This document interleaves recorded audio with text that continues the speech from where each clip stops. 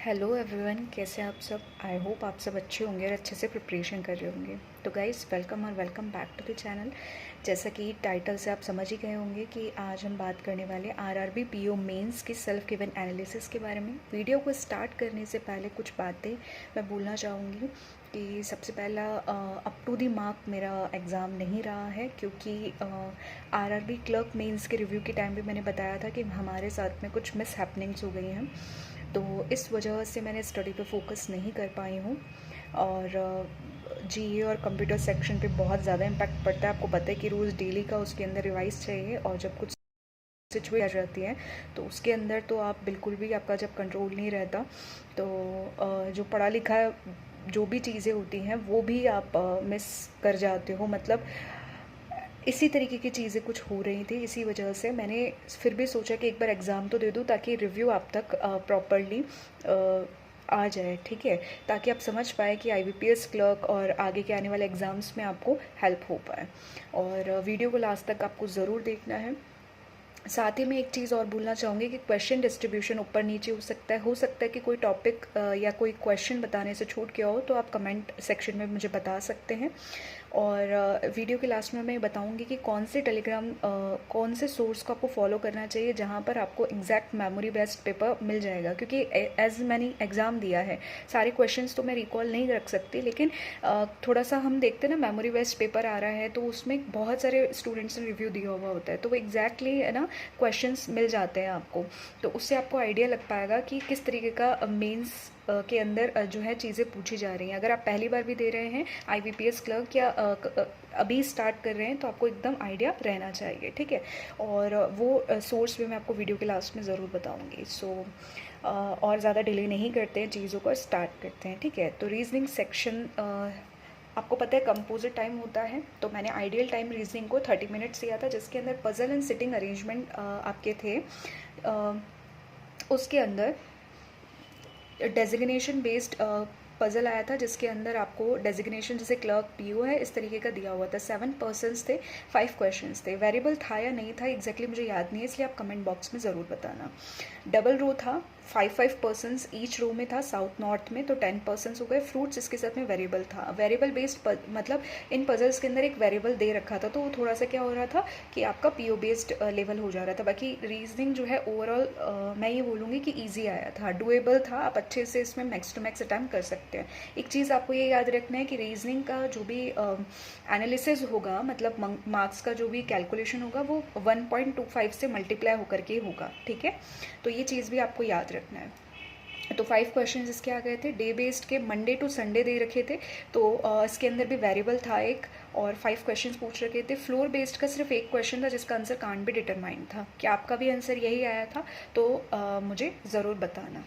सिलॉक्स के अंदर आपके मिक्स क्वेश्चंस थे कि एक तो पूछ रखा था आपको, मतलब पैटर्न ओल्ड ही था, बट आपसे जो भी कंक्लूजन था उसमें लिखा हुआ था कि एक आध क्वेश्चन में कि डज नॉट फॉलो पूछ रखा था। और आप कुछ क्वेश्चंस आपके दे रखे थे, मतलब 3 to 4 क्वेश्चंस ओवरऑल थे, जिसमें में डेफिनेटली फॉलो पूछ रखा था। तो इसलिए मैं हमेशा बोलती हूँ आपको कि इंस्ट्रक्शंस को ध्यान से पढ़ा कीजिए कि उसमें क्या पूछा गया है। कई बार हम क्या डज नॉट फॉलो को भी डेफिनेटली फॉलो समझ के और आंसर टिक कर देते हैं, जो कि हमारा गलत हो जाता है। और आपको पता है कि एक एक मार्क्स भी क्लियर करने के लिए एग्जाम को बहुत इंपॉर्टेंट होता है।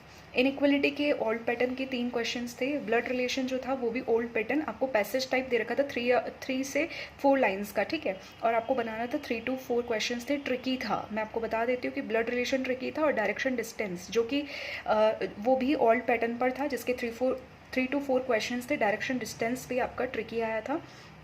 उसके अलावा डायरेक्शन डिस्टेंस को मैंने छोड़ दिया था, मैंने नहीं अटैम्प्ट किया था, ठीक है, क्योंकि वो बन नहीं रहा था, और मेरा जो आइडियल टाइम 30 मिनट्स दिया हुआ था वो कंप्लीट हो गया था। मतलब 29 मैंने मिनट्स दिए थे, बाकी का 1 मिनट मैंने क्वांट में यूटिलाइज़ कर लिया था ज़्यादा। उसके बाद में नंबर बेस्ड, मतलब 10 डिजिट्स दे रखी थी आपको, उसमें फर्स्ट 5 डिजिट्स थी और लास्ट 5 डिजिट्स थी, उनको असेंडिंग डिसेंडिंग में जमाना था। और उसके बाद में कोई नंबर दे रखा था, मतलब लेफ्ट साइड से भी लिया था, राइट साइड से भी। उसके बाद में आपको डिवाइड करना था, ठीक है। तो कुछ पॉइंट में उसका आंसर आ रहा था, आई थिंक 5/4 या कुछ इस तरीके का आंसर आया था। तो एक क्वेश्चन था इस पर बेस्ड, और बाकी के जो भी क्वेश्चंस थे वो आपके लॉजिकल क्रिटिकल रीजनिंग के थे, ठीक है, जिसको मैंने अटैम्प्ट नहीं किया था। तो एक क्वेश्चन आपका इनपुट आउटपुट का भी था, और उसको भी मैंने अटैम्प्ट नहीं किया। ऐसे 3 to 4 क्वेश्चन आपके बन जाएंगे, ठीक है। तो ये पूरा का पूरा रीजनिंग था, डुएबल था। अगर आप बहुत अच्छे हैं, आपका बहुत अच्छा है ये सेक्शन, तो आप मैक्स टू मैक्स अटैम्प्ट कर सकते थे। मतलब मैं ये बोल सकती हूँ कि आप 30+ तो आराम से अटैम्प्ट कर सकते हैं विदाउट एक्सेप्शन, ठीक है। नेक्स्ट सेक्शन की अगर हम बात करें तो क्वांट। तो क्वांट के अंदर अगर हम बात करते हैं तो आपसे वही आइडियल टाइम के लिए मैं बात करूँगी कि आइडियल टाइम आपको देना था 30 मिनट्स का। के अंदर 3 DI पूछी थी, ठीक है, जिसमें से 2 DI मैंने अटैम्प्ट की थी। और क्वांट सेक्शन मेरे ओपिनियन के हिसाब से मुझे इजी लगा, ठीक है। बाकी कुछ क्वेश्चन ज़रूर ऐसे थे जो कि बहुत लेंदी थे, हाँ लेंदी ज़रूर था, तो उसमें आपके हो सकता है कि कम अटैम्प्ट भी हुए हों। बट अगर आपने 20+ भी अटैम्प्ट किए हैं तो आपके अच्छा स्कोर आप कर सकते हैं क्वांट के अंदर, ठीक है, क्योंकि क्वांट के अंदर भी आपका 1.25 से रहेगा मल्टीप्लिकेशन जो मार्क्स का है, ठीक है। तो टेंशन बिल्कुल भी नहीं लेना है।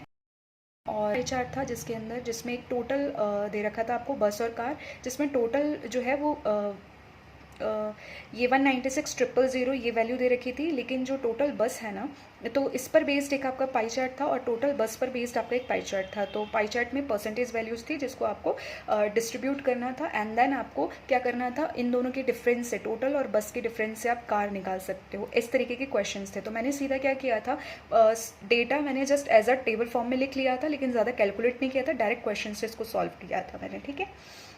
तो इसके 5 to 6 क्वेश्चंस थे और ये इजी थी, डुएबल थी। दूसरी थी आपकी टेबल बेस्ड, जिसके अंदर आपको HR और फाइनेंस के अंदर के लिए इन्फॉर्मेशन दी हुई थी। एक था आपको HR की कुछ वैल्यूज़ दी रखी थी, दूसरे के अंदर आपको HR और फाइनेंस का रेशियो दे रखा था, और तीसरे के अंदर HR और फाइनेंस का डिफरेंस दे रखा था। तो आई थिंक HR बड़ा था या कुछ ऐसे एडिशनल इन्फॉर्मेशन थी, बट मुझे एग्जैक्टली याद नहीं आ रहा है वो, ठीक है।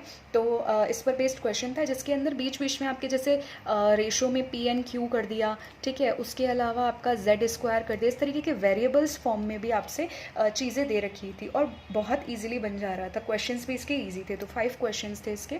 तीसरी आपकी कैसलेट DI थी, जो कि कॉइन बेस्ड थी, और मैंने इसको अटैम्प्ट नहीं किया था, जस्ट मैंने देखा था कि कौन सा टॉपिक पे दिया गया है। तो कॉइन बेस्ड आपका था, तो उसके 4 to 5 क्वेश्चन आपको मिल गए होंगे। अगर आपने अटैम्प्ट किया तो मुझे बताना कि इसका लेवल कैसा आया था, ओके। मिसिंग नंबर सीरीज़ के 5 to 6 क्वेश्चंस थे। ऊपर के 3 क्वेश्चंस मैंने गलती से RRB क्लर्क मेंस के लिख दिए हैं। अगर आपने वो रिव्यू नहीं देखा है तो आप देख सकते हैं, उसका भी रिव्यू मैंने दिया था, लिंक आपको डिस्क्रिप्शन में मिल जाएगा।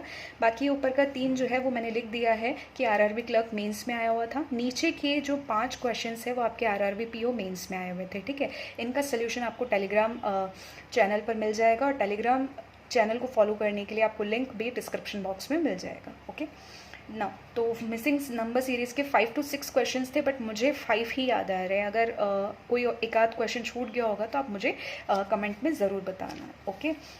फिर Q1 Q2 थे, और क्वांटिटी 1 एंड PO प्री के अंदर पूछा जा सकता है, जैसे कि IBPS PO SBI PO, तो आप हमेशा प्रिपेयर करके रखिए, ओके।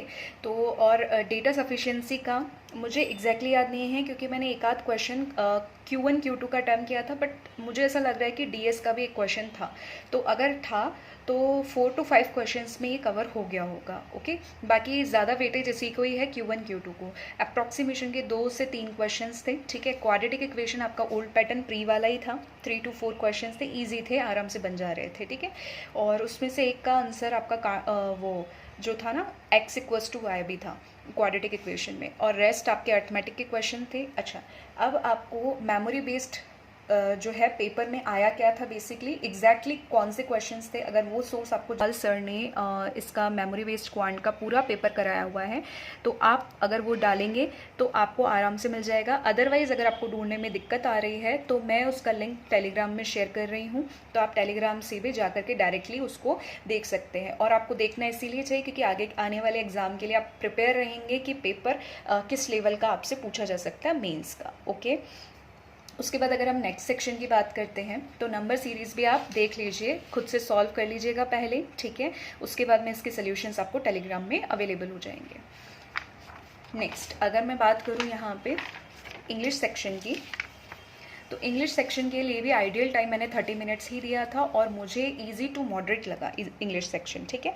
तो इसके अंदर 2 आरसी पूछे गए थे, जिसमें से एक आरसी था आपका हीट वेव इन चाइना, ठीक है, और दूसरा था 30 जो है वो लकी नंबर है या अनलकी नंबर, तो इस पर बेस्ड एक पैसेज था। अब ये जो सेकेंड वाला पैसेज है 13 नंबर वाला, तो ये थोड़ा सा मुझे मॉडरेट लग रहा था क्योंकि इसके आंसर्स डायरेक्टली नहीं निकल करके आ रहे थे, ओके।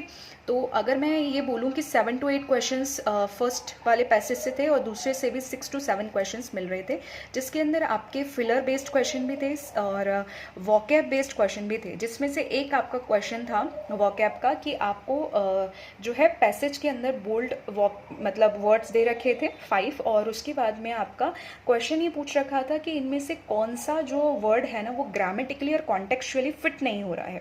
तो उसमें ओइंग जो है, ओइंग के बाद हमेशा प्रपोजिशन याद रखिए टू आता है, लेकिन वहाँ ओइंग ऑफ दे रखा था, तो वो आपका ग्रामेटिकली ठीक नहीं हो रहा था, ठीक है। तो इस तरीके के क्वेश्चन भी थे, तो ये भी याद रखें कि किस तरीके से आपसे पूछा जाता है, ठीक है, एग्जाम के अंदर। दूसरा चीज़ था आपका एक न्यू पैटर्न क्वेश्चन था, जिसके अंदर पर्सन 1 और पर्सन 2 का कन्वर्सेशन दे रखा था। उस पर बेस्ड आपके 3 क्वेश्चंस थे, जिसमें आपका अगर मैं बात करूँ कोयर करके कुछ चीज़ होता है, तो उसमें पूछ रखा था कि कन्वर्सेशन बेसिकली किस चीज़ पर बेस्ड है, ठीक है, कि कोई पॉलिटिकल प्रोटेस्ट हो रहा है उस पर, कोई क्विज हो रहा है, कोई कॉन्टेस्ट हो रहा है, या फिर कोई कोयर जो है ये प्रैक्टिस हो रहा है, उस पर बेस्ड था। तो ये म्यूज़िक से रिलेटेड होता है, अगर मैं आपको बताऊं कि म्यूज़िक से रिलेटेड होता है, ठीक है। तो एक क्वेश्चन तो ये था, उसमें एक क्वेश्चन ये पूछ रखा था कि फर्स्ट पर्सन जो है ना उसका मतलब बिहेव कैसा है, वो एंग्री है, सैड है या क्या है, इस तरीके से रिलेटेड था। और सेकेंड पर्सन के बारे में भी एक इसी तरीके का क्वेश्चन था कि जो सेकेंड पर्सन है उसमें 3 आपको वोकैब वर्ड दे रखे थे, जिसमें से एक पंक्चुअल था और 2 मुझे याद नहीं आ रहे कि क्या दे रखा था। ओके, तो ये काफ़ी ईजी था, आपको अटैम्प्ट ज़रूर करना चाहिए था। तो मैंने क्या किया, सारा पेपर करने के बाद में उसको लास्ट में अटैम्प्ट किया और मुझसे जो बन पाया क्वेश्चन, 2 क्वेश्चन मैंने बनाए थे क्योंकि सेकेंड पर्सन का मैं श्योर नहीं थी, तो वो दोनों क्वेश्चंस मेरे आराम से इजीली बन जा रहे थे, ठीक है। मैच दी कॉलम के भी 3 to 4 क्वेश्चंस थे, और मैच दी कॉलम में एक चीज़ याद रखिएगा कि हमेशा कॉन्टेक्चुअली होता है, लेकिन इस बार अगर आपने इंस्ट्रक्शंस पढ़े होंगे तो उसमें ग्रामेटिकली भी दे रखा था कि ग्रामेटिकली भी आप देखना कि आपका कहीं पेयर बन रहा है या नहीं। उसी से आप, हमेशा मैं बोलती हूँ कि मैच द कॉलम को करने का सबसे अच्छा तरीका है कि आप एलिमिनेट करो ऑप्शन। वो ओल्ड पैटर्न पे था, 3 to 4 क्वेश्चंस थे इसके। फिलर्स के आपके ईडियम पर बेस्ड क्वेश्चंस थे, मतलब आपके ऑप्शंस में ईडियम्स दे रखे थे, जैसे बाइट द बुलेट और भी बहुत सारी ईडियम्स दे रखी थी। तो अगर आपको आती थी या मीनिंग आपको आता था तभी आप उसको अटैम्प्ट करते थे, अदरवाइज स्किप करना था। तो मैंने टोटली स्किप किया था, ओके। क्लोज टेस्ट जो था उसके अंदर आपको जो बेस था ना वो पर्टिकुलरली मिलेट्स पर बेस्ड था और काफ़ी ईजी लगा मुझे, ठीक है। सेंटेंस इंप्रूवमेंट के फॉर्म में दे रखा था, मतलब जो भी पर्टिकुलर आपको बोल्ड करके वर्ड्स दे रखे थे, ठीक है, उसके अकॉर्डिंग आपको इम्प्रूवमेंट देखना था कि वो चेंज होगा या कोई नो करेक्शन रिक्वायर्ड है। इसीलिए मैंने बोला कि सेंटेंस इम्प्रूवमेंट के अकॉर्डिंग है, और वो भी आपको ग्रामेटिकली और कॉन्टेक्चुअली चेक करना था, ठीक है। तो 5 to 6 क्वेश्चन थे इसके, और एक पैसेज दे रखा था जिसके अंदर आपके कुछ वर्ड बोल्ड थे, जिसके बेस्ड क्वेश्चंस थे सिनो और एंटो, जिसमें से 2 मुझे याद रहे हैं कि ऑफ नोट करके एक वर्ड था और रिकॉग्नाइज करके एक आपका वर्ड था, ठीक है। और यही पैटर्न आपका आरआरबी क्लर्क मेंस में भी देखा गया था। अगर आपने वो रिव्यू चेक किया होता तो आप थोड़ा सा अवेयर होते, ठीक है। कोई बात नहीं, अगर आपने नहीं देखा है तो आप एक्सपेक्ट कर लीजिए कि IBPS क्लर्क मेंस में आपको देखने को मिल सकता है, इसीलिए रिव्यू मैं हमेशा बोलती हूँ कि आपको देखना ज़रूरी है। तो ये आपका पूरा का पूरा इंग्लिश सेक्शन के अंदर एनालिसिस है, ठीक है। और अब अगर हम नेक्स्ट सेक्शन की बात करते हैं तो आपका जो लास्ट 30 मिनट्स बचता है उसको हमेशा 15 मिनट्स GA को दीजिए और 15 मिनट्स कंप्यूटर को दीजिए। ये मैंने आइडियली टाइम दिया था, ठीक है। तो GA जो है वो मैं आपको बता सकती हूँ कि ज़्यादा से ज़्यादा RRB के अंदर स्टैटिक पोर्शन जो है वो पूछा जाता है, और लास्ट 6 to 8 मंथ्स का जो है GA आपसे पूछा गया है, ठीक है। अगर मैं क्लर्क की बात करूँ तो मैंने बताया था कि 8 मंथ्स तक का आपका जनवरी के क्वेश्चंस थे, लेकिन यहाँ मैं अगर बात करूँ तो 6 मंथ्स पे ज़्यादा फोकस था, ठीक है। 6 मंथ्स पे जैसे जून जुलाई, उससे अगस्त से सितंबर से ज़्यादा फोकस चीज़ें थी, और स्टैटिक पोर्शन तो था ही, ठीक है। बट ये GA का सेक्शन और कंप्यूटर का सेक्शन दोनों ही काफ़ी मॉडरेट लगे मुझे, और इसलिए भी हो सकता है कि मैंने शायद इतना ज़्यादा अच्छे से प्रिपरेशन नहीं किया है। तो आप अपना जो रिव्यू है वो मुझे ज़रूर बताना, ठीक है, कि आपको कैसे लगे ये सेक्शन, ओके, और आपका अटैम्प्ट भी मुझे बताना। तो कुछ क्वेश्चंस मैंने लिख रखे हैं यहाँ पे, जैसे कि IMF के डायरेक्टर, ठीक है, KVIC जो है उस पर 3 स्टेटमेंट बेस्ड क्वेश्चन था, बहुत अच्छे से मुझे याद है क्योंकि ये क्वेश्चन मैंने अटैम्प्ट किया था। 3 स्टेटमेंट्स थे, तो स्टेटमेंट बेस्ड क्वेश्चन ज़्यादा पूछे गए थे, ठीक है, जो कि गलत होने के चांसेस उसमें ज़्यादा होते हैं क्योंकि इन्फॉर्मेशन बहुत ज़्यादा होती है और हर इन्फॉर्मेशन से आप अवेयर हो ऐसा ज़रूरी नहीं है, ठीक है। और इसमें ऑप्शंस भी एलिमिनेट नहीं होते क्योंकि ऑप्शंस भी कुछ ऐसे ही गिवन होते हैं। तो चेयरमैन पूछ रखे थे रिलायंस जियो के, इंस्टीट्यूशंस पूछे थे कि जिसको RBI रेगुलेट करता है, तो 4 इंस्टीट्यूशंस वर गिवन। ये भी स्टेटमेंट बेस्ड क्वेश्चन ही था जिसमें से 2 करेक्ट थे आपके। NARCL जो है इसका अनदर नेम क्या है, बेड बैंक बोला जाता है इसको, ठीक है। इन्फोसिस के CEO पूछ रखे थे। सॉइल्ड नोट का भी आपका क्वेश्चन था कि जो गंदे से नोट होता है ना, हिंदी में सॉइल्ड नोट को बोला जाता है गंदे नोट, तो उनका डेफिनेशन क्या है, स्टेटमेंट बेस्ड क्वेश्चन था, ठीक है। केन बेतवा लिंक प्रोजेक्ट के बारे में पूछ रखा था। इसके अलावा भी कुछ क्वेश्चंस थे जो आपको टेलीग्राम पे मिल जाएंगे और वहाँ पर मैं जो भी मेमोरी बेस्ड क्वेश्चंस है उनको विद आंसर सेंड कर दूंगी।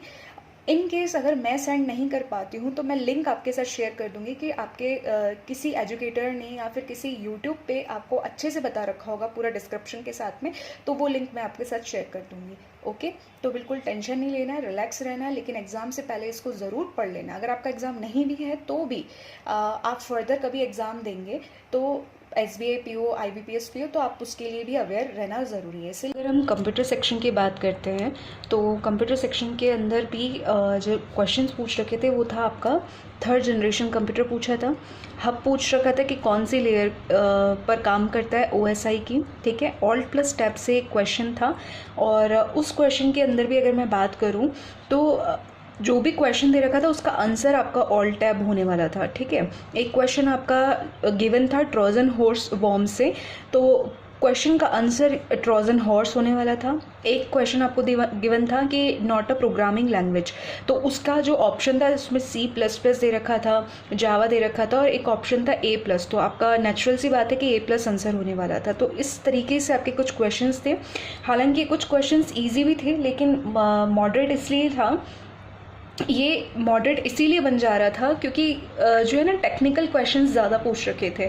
मतलब कि ये ना थोड़ा सा डेप्थ मुझे लग रहा था, जैसे एडिट आपका एक ऑप्शन होता है, मेन्यू होता है, उसके अंदर कट कॉपी पेस्ट आता है, तो इसी तरीके से पावर पॉइंट के अंदर review tab and then design, उसके अंदर क्या क्या चीज़ें आती है, तो थोड़ा सा डेप्थ था और ये मॉडरेट बन जा रहा था। तो कंप्यूटर को भी आइडियल टाइम मैंने आपको एज इट इज़ बता दिया कि 15 मिनट्स का मैंने दिया था। तो जो भी बाकी के रेस्ट क्वेश्चंस है वो मैं आपके साथ शेयर कर दूंगी। अब बात कर लेते हैं कि मेरे नंबर ऑफ़ अटैम्प्ट्स कितने रहे हैं। तो ओवरऑल आप देख पा रहे हैं कि 101 है, +2 है। +2 मैंने क्यों लिखा है, क्योंकि मार्क्ड एंड आंसर्ड, ठीक है, ऐसा करके कुछ ऑप्शन आता है, तो मैंने उसको 7x नहीं किया था, मार्क फॉर रिव्यू कर दिया था, ठीक है, लेकिन मैंने उसका आंसर किया था, इसीलिए टोटल जो है वो आपका 101 + 2 हो जाता है। और वो किस वजह से हो रहा था, क्वांट की वजह से हो रहा था, ठीक है। तो रीजनिंग के अंदर मेरे नंबर ऑफ़ अटैम्प्ट्स 26 रहे हैं, कंप्यूटर के अंदर 11 ही रहे हैं। मुझे पता है कि बहुत कम है, लोगों के इससे भी ज़्यादा अटैम्प्ट्स मैंने सुने हैं, लेकिन मैंने बिल्कुल भी रिस्क नहीं लिया क्योंकि सारी चीज़ें मैं ऑलरेडी आपको बता चुकी हूँ। और GA के अंदर मैंने सिर्फ 10 ही अटैम्प्ट किए हैं, ठीक है। इंग्लिश के अंदर मेरा 29 अटैम्प्ट रहा है और क्वांट के अंदर मेरा 25 + 2 अटैम्प्ट रहा है, ठीक है। तो ये मेरा ओवरऑल अटैम्प्ट बन जा रहा है। एक एडवाइस मैं आपको ये देना चाहूँगी यहाँ पर कि पहली चीज़ कि आपको कोई सी भी सिचुएशन कभी भी आ सकती है, ये आप भी जानते हैं। तो हम लोग मोस्टली क्या करते हैं कि प्री क्लियर होता है, ठीक है, उसके बाद मेंस आता है। मेंस में आपके मुश्किल से 15-20 दिन खींच करके भी आपके 20 से 25 दिन आपको मिलते हैं। उसमें आपको पता है कि GA तो आपको रिवाइज़ करने का ही टाइम मिल जाए, वही बहुत बड़ी बात होती है, क्योंकि एग्ज़ाम जैसे जैसे नियर आता है वैसे वैसे प्रेशर बढ़ता जाता है और जो चीज़ें हमें आती होती है उसको भी हम भूलते जाते हैं। ये GA के साथ में है, ये आपके साथ नहीं, मेरे साथ भी है, सबके साथ में ऐसा होता है। तो GA तो आपको स्टार्टिंग से ही रखनी है, लेकिन इसके अलावा कोई एक्स्ट्रा सब्जेक्ट आता है, जैसे कि RRB के अंदर कंप्यूटर स्पेशल सब्जेक्ट होता है, तो इसकी भी प्रिपरेशन आपको पहले से ही रखनी है। अब अगली बार के लिए जब भी आप प्रिपरेशन करेंगे RRB के लिए, या पहली बार ही आप आरआरबी के लिए अपेयर होंगे नेक्स्ट ईयर, या फिर आगे आने वाले एग्ज़ाम्स के लिए जब भी आप कंप्यूटर प्रिपेयर करते हैं, जैसे नाबार्ड वगैरह के एग्ज़ाम के अंदर आपका कंप्यूटर पूछा जाता है, तो आपको प्री से ही उसकी स्टार्टिंग कर देनी है, क्योंकि आपका मेंस तक आते आते ना थोड़ा सा ये बोल सकते हैं कि आपका सिलेबस कम हो जाएगा, और साथ ही में आपका जितना प्रैक्टिस होगा ना, आप टेक्निकल क्वेश्चंस को भी इजीली कर ले जा पाएंगे, ठीक है। और आप एक सेटिस्फाइड रहेंगे कि आपने अच्छा पेपर किया है, और कॉन्फिडेंट रहेंगे, और चीज़ें आपको मिलने लग जाएंगी, तो आपको क्लियर होने के चांसेस है ना बहुत अच्छे और हाई रहेंगे। इसीलिए मैंने आपको ये एडवाइस दिया है। और एक रिक्वेस्ट आप सबसे यही है कि अगर आपको वीडियो इन्फॉर्मेटिव लगा है तो प्लीज़ लाइक कर देना वीडियो को, सब्सक्राइब कर देना चैनल को, अगर आपने अभी तक चैनल को सब्सक्राइब नहीं किया है। मैक्स टू मैक्स अपने फ्रेंड्स के साथ में शेयर कर दीजिए, अपने ग्रुप्स में इसको शेयर कर दीजिए, ठीक है, ताकि मैक्स टू मैक्स लोगों को चीज़ों के बारे में अवेयरनेस मिल सके। ओके, और till then take care, bye bye and all the best. Follow for more.